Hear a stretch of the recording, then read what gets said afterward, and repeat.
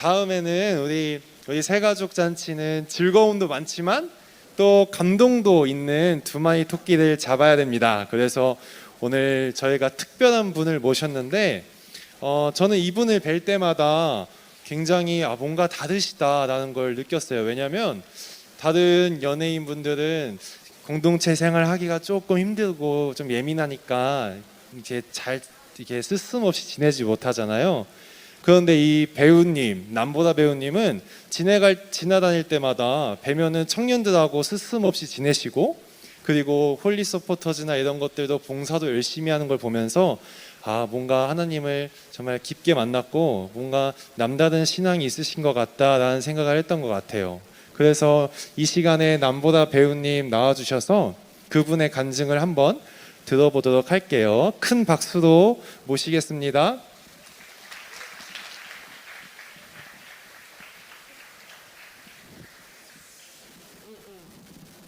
안녕하세요, 남보라입니다. 참, 또 이렇게 앞에 나와서 간증을 하게 되는 시간이 왔는데, 제가 항상 간증하기 전에 하는 게 있어요. 기도를 먼저 좀 시작하고, 그다음에 간증을 시작할게요. 네, 기도하시겠습니다.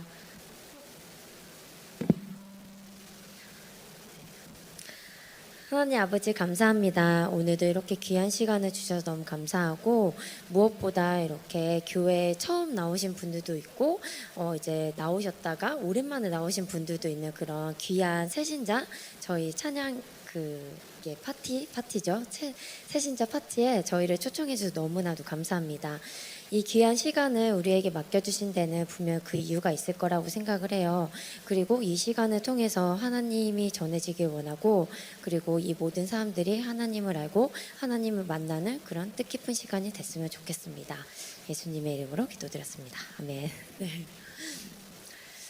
사실 저는 제가 뭐라고 이렇게 여러분들 앞에서 나와서 제 얘기를 하는지 좀 그렇게 생각을 하는데, 뭐 이제 직업적인 그런 것도 있고, 뭐 TV에 나와서 이제 남들보다 조금 유명한 사람이라서, 그런 이제 복받은 그런 사람이라서 이렇게 앞에 나와 있는 건데, 저는 제가 생각했을 때 진짜 뭐 잘난 것도 없고 뭐 공부도 특별히 잘하는 것도 아니고, 그렇다고 해서 뭔가 끼가 뭐 특출나게 많은 것도 아니고, 그렇게 좀 항상 부족한 사람이라고 생각을 해요.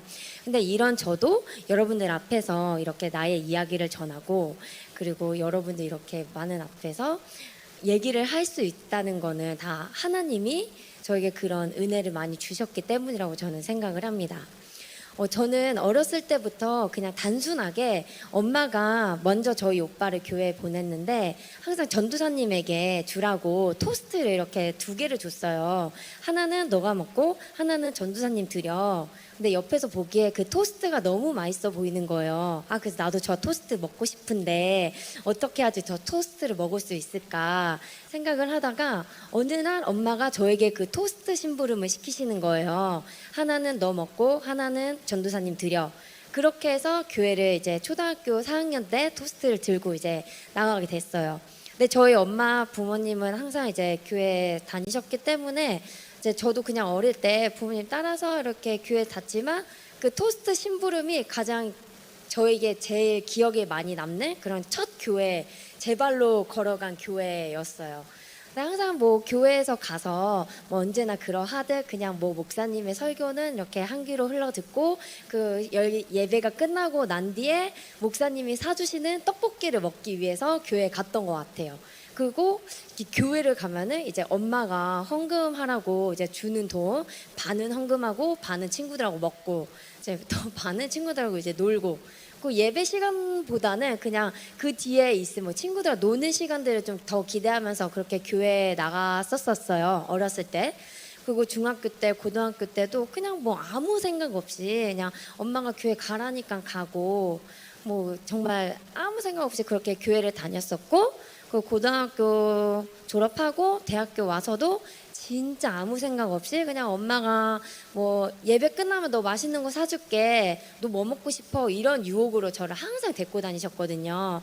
그래서 뭐 20살 넘어서도 그냥 뭐 목사님은 앞에서 얘기하시고 나는 네 아무 생각 없이 그냥 앉아있고 그랬던 아이였어요. 근데 이제 그런 아이가 어떻게 여기까지 왔느냐 이제 그거를 말씀드릴 건데 저희 가족이 되게 많잖아요. 그래서 그 VJ 특공대 거기에 이제 한 꼭지로 저희 가족이 나오게 됐어요. 너무 신기한 가족이니까. 그래서 그냥 처음에는 그런 뭐 10분짜리 그런 하나의 꼭지로 나갔는데 그게 굉장히 화제가 돼서 그 이후로 이제 많은 방송국에서 저희 집을 막 찾아오셨어요. 더 찍고 싶다. 우리도 방송 촬영을 하고 싶다. 그렇게 해서 그냥 뭐 하나 두 개 이제 방송을 저희가 짧게 출연을 하다가 가장 결정적인 계기가 된 게 유명해진 계기가 된 게 옛날에 천사들의 합창이라는 MBC 예능 프로그램이 있었는데 혹시 기억하시는 분들도 있고 이제 아예 못 보신 그런 어리신 친구들도 계실 거예요. 근데 그 예능 프로그램이 그때 당시 되게 굉장히 인기가 많았어요. 동시간대 시청률 1위를 하고 그 방송에 나가고 나서 뭐 저를 비롯해서 저희 가족이 그냥 전국적으로 너무 유명한 사람이 돼버린 거예요. 그래서 이제 제가 어디 나가면 정말 뻥 안 치고 그 지하 상가가 마비될 정도로 왜냐면 이제 TV에 나온 사람이 걸어다니니까 그게 너무 신기하셨나 봐요. 그래서 막 우르르 몰리고 아무튼 그 정도로 되게 이제 굉장히 핫한 집안이 됐는데 네 그런 핫한 집안이 됐는데 그리고 나서 이제 연예 기획사에서 이제 섭외 전화가 왔어요. 같이 이제 이 방송계 일을 해볼 생각이 없냐? 그래서 막 여러 기획사에서 이제 제의를 받게 됐는데 그때 당시에 제가 고등학교 2학년이었거든요. 근데 진짜 저는 너무 평범한 학생이었어요. 그냥 학교 끝나면 맥도날드 가고 그냥 뭐 떡볶이 먹으러 가고 뭐 성적도 그냥 욕 안 먹을 정도로만 적당히 하고 학교에서는 근데 제 친구가 뭐 아픈 애인 줄 알았다고 맨날 자가지고 그럴 정도로 좀 존재감이 없는 아싸 측에 축한 그런 학생이었거든요. 근데 그런 아이에게 이제 막 대형 기획사에서 막 제의가 오고 같이 일하고 싶다 이렇게 러브콜이 오고 그런 시간들을 겪게 돼요. 근데 막 저는 그런 게 너무 그때는 되게 무서웠어요. 방송이 뭐지? 무섭다. 많은 사람들이 알려지는 것도 너무 무섭고 이제 길거리 지나가면은 쟤 남보라 이렇게 수군거리는 것도 너무 부담스럽고 그래서 나는 이제 연예인 안 하겠다 해가지고 이제 다 막 피하고 다녔는데 유독 한 기획사에서만 막 학교에도 찾아오시고 맛있는 거 주시면서 막 같이 좀 한번 했으면 좋겠다 계속 끊임없이 러브콜을 주셨어요. 근데 이제 저의 마음은 열리지 않다가 저희 부모님께서 저희 엄마가 뭐 이런 제의를 해주시는 거예요. 많은 친구들이 이런 연예계에 들어가고 싶어하는 친구들이 많을 것 같아. 근데 너에겐 좀 그런 문이 네 문 바로 앞에 있는 것 같은데 좋은 기회인 것 같다. 이 좋은 기회를 한번 좀 잡아보는 거 어떻겠어? 이렇게 말씀을 해주셨는데 제가 뭐 듣고 보니까 뭐 제가 생각해도 이건 진짜 되게 좀 엄청난 기회인 것 같더라고요. 그래서 그러면 내가 한번 그 연예인 기획사에 한번 내가 들어가 보겠다. 그리고 대신에 내가 10년 동안 연예인을 해서 10년 안에 뭐 유명한 사람 되지 않거나 뭐 연예인으로서 뭐 배우로서 뭔가 업적이 없으면 그때는 내가 하고 싶은 일을 하겠다. 그때 내가 이 연예인이라는 직업을 안 한다 해도 엄마는 나에게 뭐 이제 뭐라 그러지 말아라. 이렇게 약속을 하고 이제 연예 기획사 이제 계약서를 찍고 이제 시작을 하게 됐죠. 너무 연기를 배운 적이 없으니까 당연히 못 하잖아요. 그래서 오디션을 정말 막 수없이 봤는데도 떨어지고 막 끼도 없으니까 뭐 어떻게 해야 될지도 모르겠고 항상 그때 사람들이 했던 말이 끼가 없다, 가망이 없다 이런 얘기를 진짜 많이 들었어요. 근데 이제 스스로 생각하기에 내가 왜 저런 얘기를 들어야 되지? 너무 좀 자존심 상하고 속도 상하고 그러더라고요. 그래서 이제 그런 얘기를 들을 때마다 오디션 떨어지고 뭐 그 다음날 아침에 다시 연습실에 들어가서 선생님하고 같이 또 연습하고 그런 시간들을 좀 겪었어요. 그리고 이제 고3 입시할 때가 됐는데 막상 제가 대학교로 가려고 보니까 뭐 오디션을 보러 다닌다는 핑계로 결석 일수가 너무 많은 거예요. 그래서 이 학생 기록부로는 내가 어떤 대학도 못 가겠다. 그러면 내가 그나마 유일하게 대학교를 갈 수 있는 게 뭘까? 막 이렇게 찾다가 유일하게 남은 게 결국엔 연기밖에 없더라고요.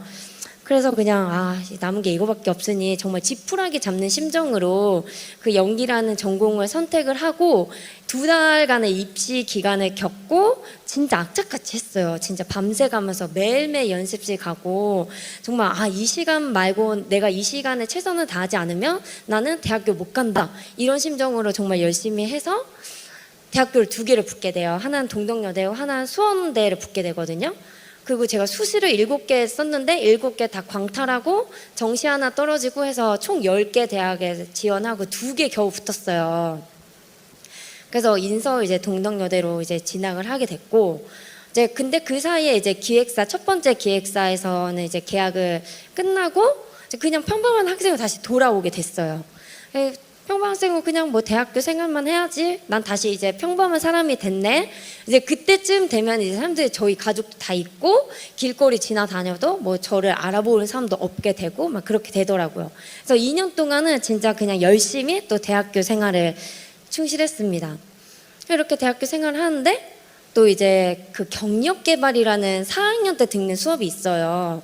근데 그거를 2학년 때 미리 땡겨서 들었는데 그 과제 중에 이력서를 적는 과제가 있었는데 내가 뭐 또 특별하게 잘할 게 없는 거예요. 뭐 내가 자격증도 있는 것도 아니고 뭐 그 사이에 그냥 뭐 학교 생활만 했지 뭔가 뭐 경력에 대해서 한 번도 생각해 본 적이 없기 때문에 뭐 써내려갈 게 없더라고요. 그래서 이 텅텅 빈 이력서를 들고 내가 어떤 회사에 취직을 할 수 있을까 굉장히 고민이 많았어요. 근데 아무리 생각해도 갈 데가 없을 것 같더라고요. 그렇다면 난 또 뭐 먹고 살아야 되니까 그럼 나는 직업을 뭘 선택을 해야 될까 고민을 하다가 결국엔 또 연기밖에 남은 게 없더라고요. 그래서 다시 기획사를 막 알아보고 들어갔어요. 그래서 이제 또 다시 고등학교 때 했던 그 수많은 오디션 보는 거를 다시 반복을 하게 돼요. 정말 너무 많이 떨어져가지고 뭐 몇 개를 떨어졌는지 모르겠는데 진짜 거짓말 안 하고 한 100개 정도 떨어진 것 같아요. 가면은 떨어지고 막 못한다, 너는 가망이 없다, 뭐 못생겼다, 뭐 그런 얘기들만 막 듣고 나 진짜 가망이 없나? 가망이 없나? 점점 이제 제 자신한테도 자신감이 없어지는 거예요. 내가 괜한 거를 붙들고 있나? 나는 원래 안 되는 앤데 그냥 내가 욕심 부리고 있나? 이것 또한 그냥 나의 착각이었나? 이런 생각이 들 때쯤에 완전 확신하게 되는 사건이 있는데, 학교 공연을 이제 졸업 공연을 이제 올리게 됐는데 그때 제 역할이 뭐였냐면 신문 배달부였어요. 1막에 한 번 나오고 2막에 한 번, 딱 2번 등장을 하는데 대사가 신문이요 신문이요 끝, 2막에 신문이요 신문이요, 이게 다인 거예요. 2시간 공연하는데. 그래서 저는 확신을 했죠. 나는 대사 4줄밖에 안 되는 애다. 학교 이 그라운드에서조차도 오디션을 보고 이제 딱 선택이 된 역할이 대사 4줄밖에 없는데 그럼 내가 더 큰 사회에 나가서 뭘 할 수 있을까? 나의 한계는 여기서 이제 결정이 됐다. 난 이런 애구나. 딱 확신을 들고 이제 기획사의 매니저 오빠한테 좀 진지하게 얘기를 했어요. 난 가망이 없는 것 같아. 못할 것 같대.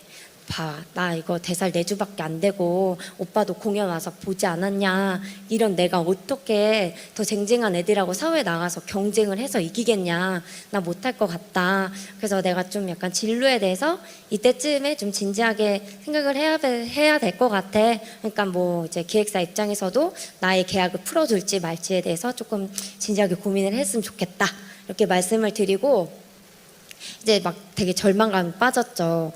과연 나란 사람은 뭐고, 그럼 나는 어디를 가야 되고, 내가 이 전공을 이걸 선택을 했는데 졸업 후에는 난 어떻게 먹고 살아야 되고, 그럼 직업은 난 뭘로 해야 되고, 뭘 하면서 돈을 벌으면서 살아야 될까. 진짜 너무 그 눈 감으면 깜깜한데 그게 제 미래 같았어요.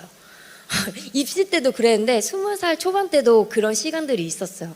그래서 정말 너무 암담한 거예요. 그 옆에 이제 뭐 끼 많고 뭐 공부 잘하고 막 좀 능력 있는 친구들 보면 막 부럽고, 그런 친구들 옆에 서면은 나는 너무 초라해 보이고 아무것도 없는 것 같고, 그런 시간을 겪고 있었었는데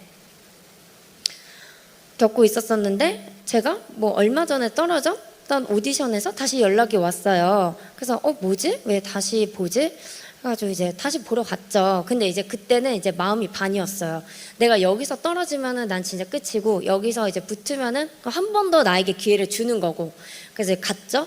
가서 이제 봤는데 감독님 표정이 좀 심상치 않아요. 뭔가 된 것 같아. 그래서 뭐지? 뭔가 이 분위기는 약간 알싸한 분위기는 뭐지? 딱 이제 감독님 방에 들어갔는데 눈앞에 딱 십자가가 보이는 거예요. 그래서 저 십자가는 뭐지? 뭔가 저 의미가 되게 의미심장하다 그런 느낌이 있잖아요. 그래서 이건 뭘까? 왜 옆에 신앙계는 이렇게 쌓여 있고 막 성경책 펼쳐져 있고 이 공간의 이 기운은 뭘까? 되게 이상하다 이러고 있었는데 그게 저의 첫 오디션 합격이었어요. 감독님이 내가 너에게 큰 역할을 줄 텐데 너 잘할 수 있어? 이렇게 물어보시는 거예요, 저에게. 근데 저는 아무것도 없는 애였으니까 그 기회가 얼마나 귀하고 소중해요. 그래서 냉큼 잡았죠. 그래서 저 무조건 잘할 수 있다, 하겠다 하고 이제 감독님이 따라오라고 하는 거예요. 갔더니 이제 윤계상 선배님, 소지섭 선배님, 김하늘 선배님 이 세 분이 딱 앉아 계시는 거예요. 그 감독님 방에. 그래서 그때 진짜 천국이 있다면 이렇게 빛이 날까? 이 세 분 얼굴에서 빛이 나는 거예요. 그분 세 분 옆에 딱 제가 앉고 감독님이 이제부터 너네랑 같이 하게 돼. 니네 동생이야. 잘해줘. 이렇게 저를 소개해 주시는 거예요.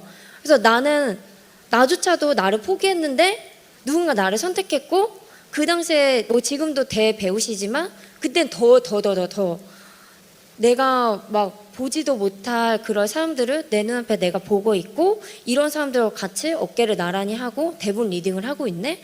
너무 이상하더라고요, 느낌이. 그래서 나는 내가 가치 없다고 생각을 했는데 여기서 뭔가 가치가 부여졌네? 이런 생각이 들었어요. 그렇게 저의 첫 오디션 합격을 했고 방송 이제 드라마 촬영을 시작을 했어요.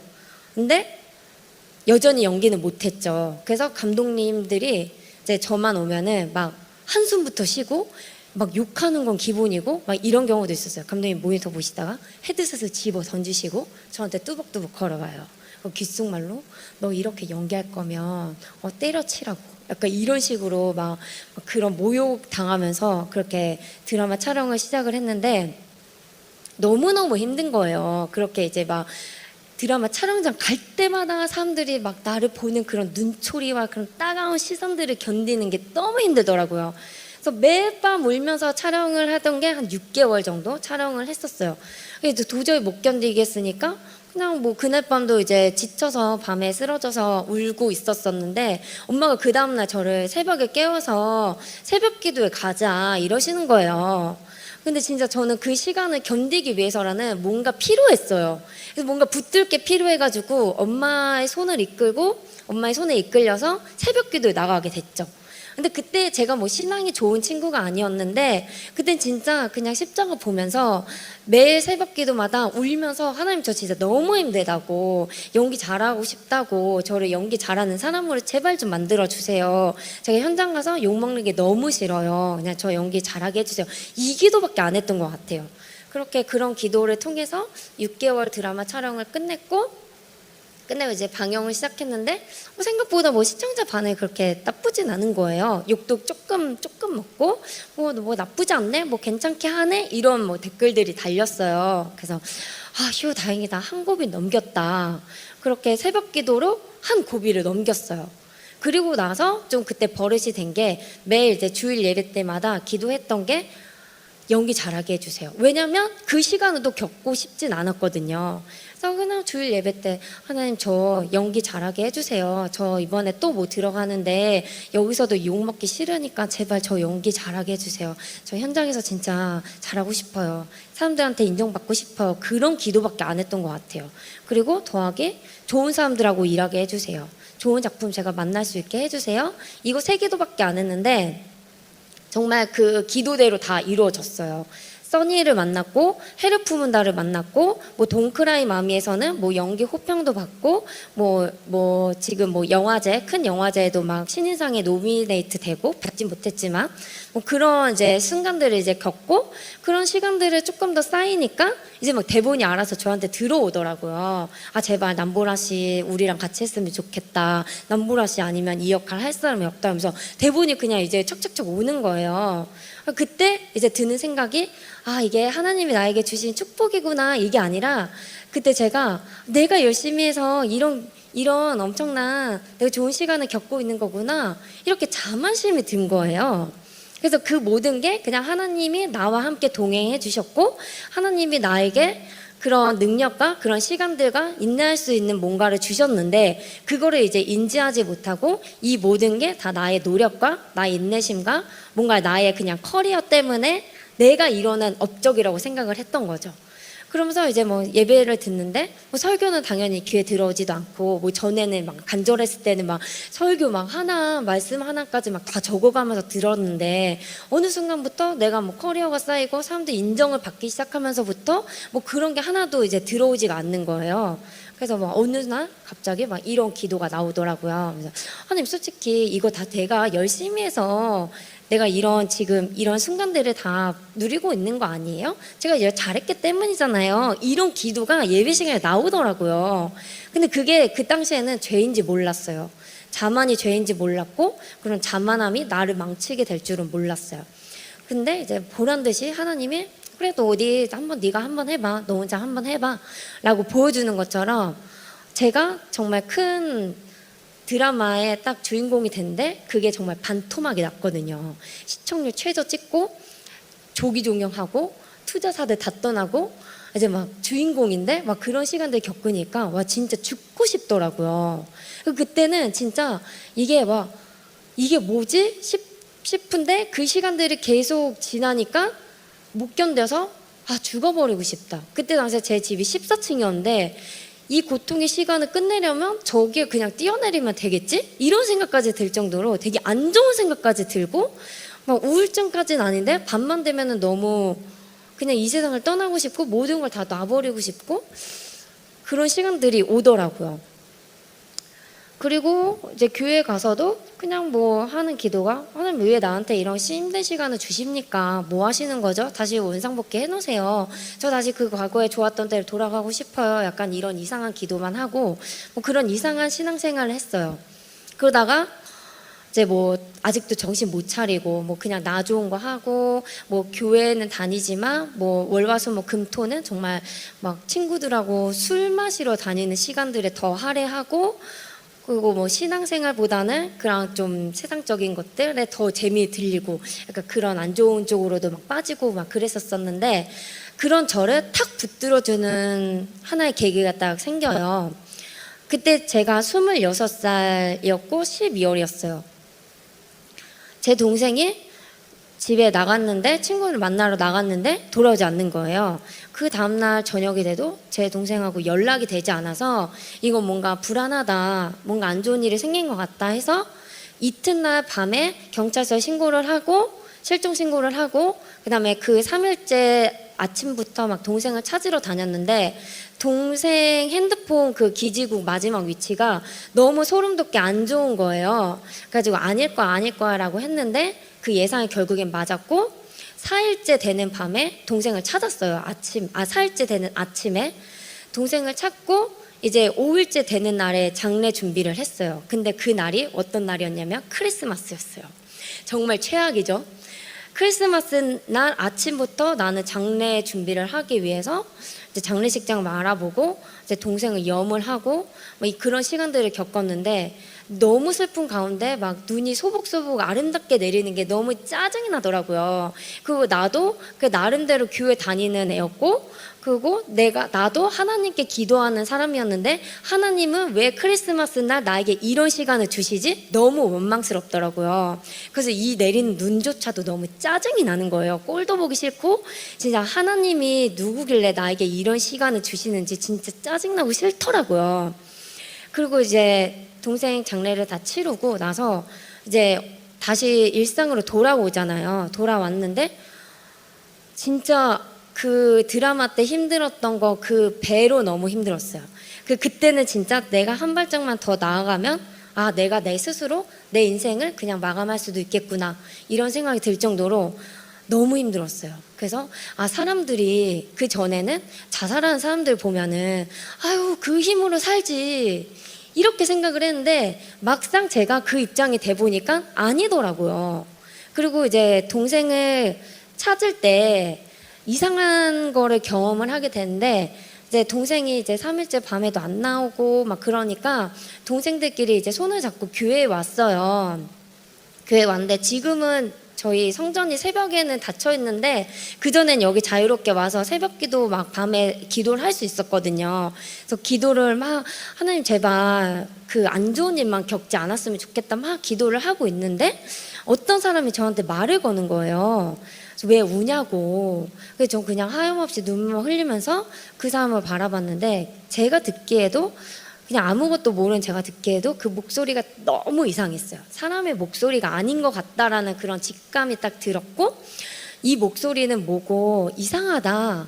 근데 그 사람이 나를 위로하는데 뭔가 저도 막 마음이 녹아내리면서 이 사람한테 좀 약간 이렇게 기대고 싶어지더라고요. 근데 딱 그런 순간에 이 사람이 저한테 했던 말이 뭐냐면 그렇게 힘들면 총환하면 되는데 왜 그렇게 힘들어하냐 그냥 죽으세요 저한테 그러는 거예요. 너무 소름이 끼쳐가지고 왜 저한테 이런 얘기를 하시냐 전 그럴 생각이 없다 하고 이제 교회를 뛰쳐나왔죠. 그런 시간을 겪고 나서부터 그 사람이 했던 말이 계속 맴도는 거예요. 특히 잠자기 전날 밤에 잠자기 전에 그래서 이제 잠도 못 자고 막 너무 슬프고 막 이걸 어떻게 해야 될지 모르겠고 앞으로 어떻게 살아갈지 모르겠는데 또 드는 생각이 붙잡을 게 필요했어요. 그게 저에게는 또 하나님밖에 없었고 다시 새벽 기도에 이젠 저 혼자 나가기 시작을 했어요. 그래서 정말 그때는 살려고 나갔어요. 너무 이제 살아야겠다라는 생각에 아침 5시만 되면은 1부부터 드렸어요. 너무 힘드니까.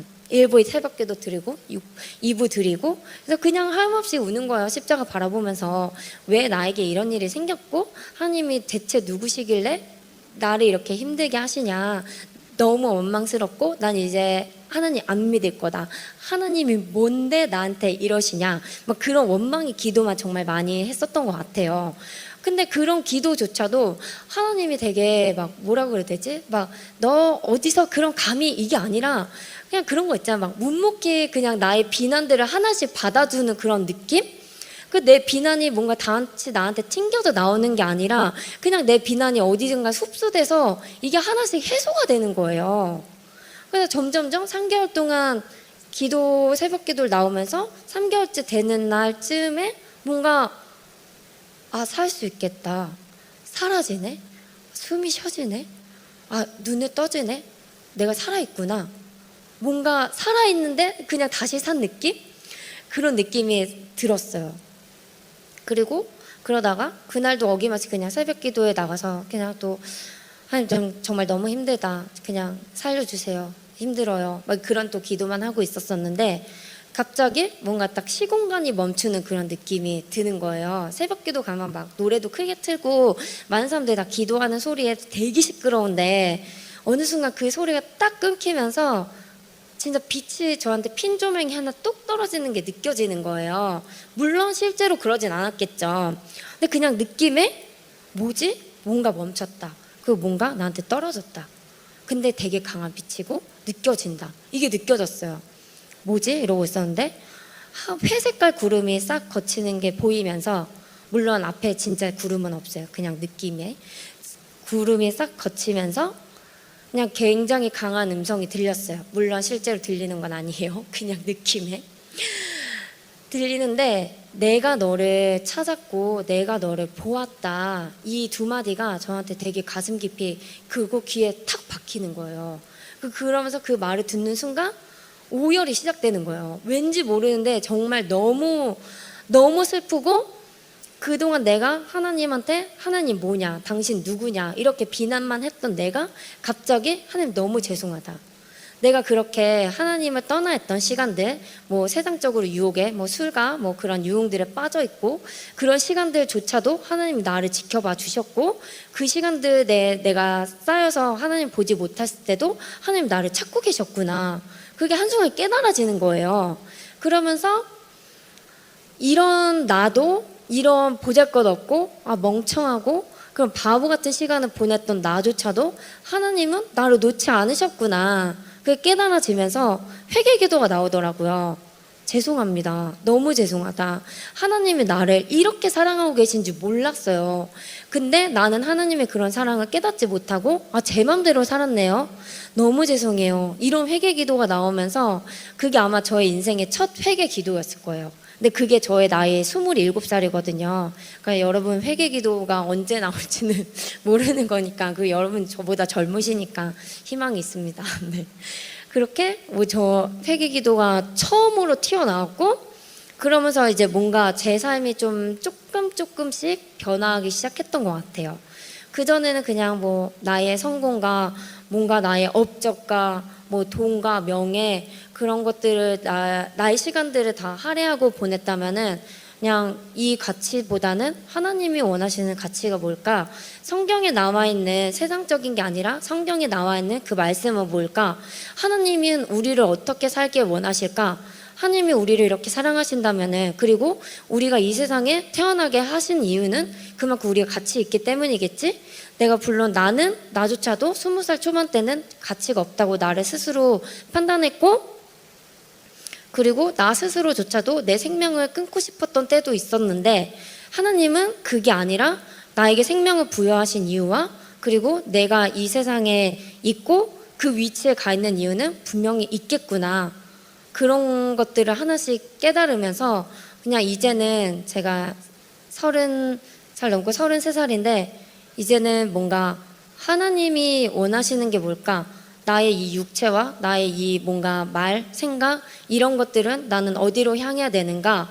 라는 게 명확해지는 거예요. 그건 바로 성경이고 그래서 성경 일독을 재작년에 시도를 했고 1년 만에 성공을 했어요. 1월 2일 날 읽어서 12월 30일 날 악착같이 그냥 꾸역꾸역 성공을 했는데 성경을 일독하고 이전과 이후 확실히 또 가치관이 한 번 더 바뀌더라고요. 근데 그 가치관이 뭔가 확 바뀌는 게 아니라 그냥 어렴풋이 알던 하나님의 그런 방향, 하나님이 원하시는 나의 생각 그런 가치관들이 조금 더 채워지고 살이 입혀지는 그런 느낌이었어요. 성경에는 진짜 막 이해할 수 없는 말들이 굉장히 많아요. 형제를 사랑하라, 원수조차도 사랑하라, 사랑하라 뭐 이런 말들이 굉장히 많은데 저는 동생의 죽음과 그리고 얼마 전에도 저희 사랑하는 강아지가 갑작스럽게 떠났는데 그런 또 강아지를 보내면서 또 한 번 드는 생각이 왜 하나님이 우리에게 끊임없이 서로 사랑하라라고 말씀하시는지 조금은 알겠더라고요. 성경의 의미를 살면서 다 깨닫진 못할 거라고 저는 생각을 해요. 하지만 그 한 줄 단어의 자체는 굉장히 큰 힘이 있고 그 왜 그렇게 하셨는지는 뭔가 그 상황에 맞닥뜨리면은 엄청나게 다가오는 것 같더라고요. 그래서 저희 강아지, 그러니까 제 동생 보낼 때도 그랬지만 그 전까지는 제가 제 동생들을 그렇게 많이 사랑하지 못했어요. 그냥 동생이 많아서 저에게는 항상 짐이었고 부담이었고 나에게 좀 뭔가 책임 같은 거여서 되게 힘들었는데 그 사건 이후로 왜 사랑하라라고 했는지 알겠고 가족 간의 이런 유대관계가 왜 중요한지 그때 깨달았거든요. 근데 이번에 또 저희 집 강아지를 보내면서 저희 집 강아지한테는 진짜 매일 사랑한다고 얘기하고 제가 줄 수 있는 사랑을 다 줬다고 생각을 했는데도 불구하고 막상 강아지가 떠나니까 내 사랑이 부족했구나. 사랑한다는 말은 계속해도 이게 끊임이 없구나. 그래서 계속 사랑하라라고 말을 하라고 하는 거구나. 이런 생각이 들더라고요. 그래서 이제 뭐 이렇게 저희 살아오면서 그리고 교회를 다니는 교회 언니로서 뭔가 세상 밖으로 나갔을 때 이제는 뭐 이런 간증들을 조금 다니니까 저를 당연히 보라는 뭐 교회 다니는 친구야 이렇게 좀 인식이 돼요. 그래서 이제 세상으로 나왔을 때도 나는 크리스찬입니다. 나는 교회 다녀요. 저는 성경에 있는 말을 믿습니다. 라고 말하는 게 예전에는 굉장히 부끄럽고 그런 거는 좀 루저들이 하는 말이라고 저는 생각을 했어요. 왜냐면 저 교회 다니는 친구들 보면은 어릴 때 좀 약간 아싸 같고 좀 약간 어리버리해 보이고 그랬는데 이제는 그런 게 굉장히 세련되고 내가 어디 가서 뭐 성경 얘기를 하면은 좀 약간 좀 더 가치 있는 사람처럼 느껴지고 굉장히 이제는 좀 약간 자랑스러워요. 내가 교회를 다니고 내가 하나님을 믿고 예수님을 믿는 거 자체가 굉장히 저한테는 좀 큰 자산이 되는 것 같아요. 그리고 이제 사회에 나와서 더 많은 사람들을 만나게 되면서 생각보다 크리스천으로 살면서 그리고 성경의 말씀대로 살면서 멋있게 사람들 굉장히 많고 그리고 하나님의 뜻대로 하나님의 그런 뭔가 가치관대로 막 꾸역꾸역 살아가시는 분들의 그런 삶의 여정들을 보면서 굉장히 멋있다. 그 과정들이 힘들겠지만 항상 동행하시는 하나님이 계시기 때문에 아, 저 삶의 삶은 얼마나 가치 있고 고결할까 이런 생각이 들더라고요. 물론 세상적으로 보는 것들 너무 좋은 거 많죠. 근데 그거는 한계가 있잖아요. 돈도 벌 수 있으면은 언제까지 벌 수 있는 것도 아니고 돈의 가치나 언젠가 한계가 있고, 그리고 항상 뭐 경제 상황에 따라서 화폐 가치도 달라지는데 영원한 건 없잖아요. 그렇다면은 내가 살아가면서 진짜 진리라고 믿을 수 있는 것, 변하지 않는 것들을 하나 뭔가 잡아야 된다면은 그게 하나님의 말씀, 성경이면 너무 좋겠다라는 생각이 들더라고요. 그리고 그거를 가치관으로 삼았을 때 손해보는 건 없었어요. 그래서 여기 새신자분들이 뭐 하나님이 누구고 예수님이 누구고 정말 모르시겠지만 오늘부터라도 조금씩 알아가면서 내 가치관에 하나씩 조금이라도 스며들면은 후회는 안 하실 거라고 전 믿어요. 그리고 보장해 드립니다.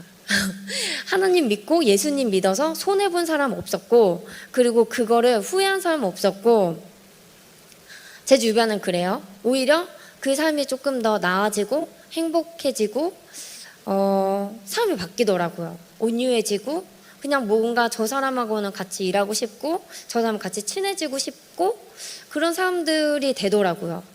정말 흥청망청 놀던 제 친구도 하나님 만나고 예수님 믿기 시작하면서부터 뭐 술, 담배 다 끊고 그렇게 되게 뭔가 가치 있는 삶으로 변하는 모습들을 보면서 이게 비단 허망된 소리가 아니구나. 이렇게 실제로 삶 변하고 이게 우리 눈앞에 믿는 순간 실제가 되는구나 라는 거를 살아보면서 보면서 느끼면서 이거는 찐이구나 라는 거를 많이 느껴요. 그래서 제가 여기 온 시간도, 그리고 제가 이런 말을 하는 것 자체가 전 되게 가치 있다고 생각을 해요. 그래서 내가 하는 말이 여러분 지금 믿기지 않으시겠지만 하나님 말씀은 살아있고 찐이고 잡고 붙들고 갔을 때 같이 붙들고 갈 만한 큰 가치가 있다. 왜냐하면 성경은 하나님의 사랑의 메시지고 우리가 어떻게 살길 바라는 하나님의 정말 큰 사랑이거든요. 왜 우리에게 성경을 주셨을까 생각을 해봤을 때 너무 사랑하셔서 우리가 죄를 짓지 않길 바라는 마음에, 그리고 우리의 창조하신 분이 하나님이시잖아요. 그러면 우리를 얼마나 애지중지 키우고 싶으시겠어요. 근데 그런 거를 이제 성경을 다 담으셨던 것 같아요. 저도 강아지 키우면서 하나님이 나를 이렇게 사랑하시겠지라는 걸 많이 느껴요. 강아지는 정말 철딱선이 없어서 초콜릿 먹으려고 할 때도 많고 그렇잖아요. 그때 초콜릿 뺏고 그리고 위험한 데로 가려고 할 때 목줄을 잡아 당기고 이렇게 하잖아요. 그런 것처럼 하나님이 우리를 그렇게 붙들고 이끌어 가시는 것 같아요. 근데 그거를 깨닫느냐 못 깨닫느냐 그건 여러분의 선택인데 이왕이면은 좋은 선택을 하셨으면 바랍니다. 네, 이만 저의 간증을 여기까지 하겠고 이 순간 이 시간들이 여러분의 되게 가치 있는 시간이었으면 좋겠어요. 네, 저의 얘기를 길게 경청해 주셔서 너무 감사합니다. 감사합니다.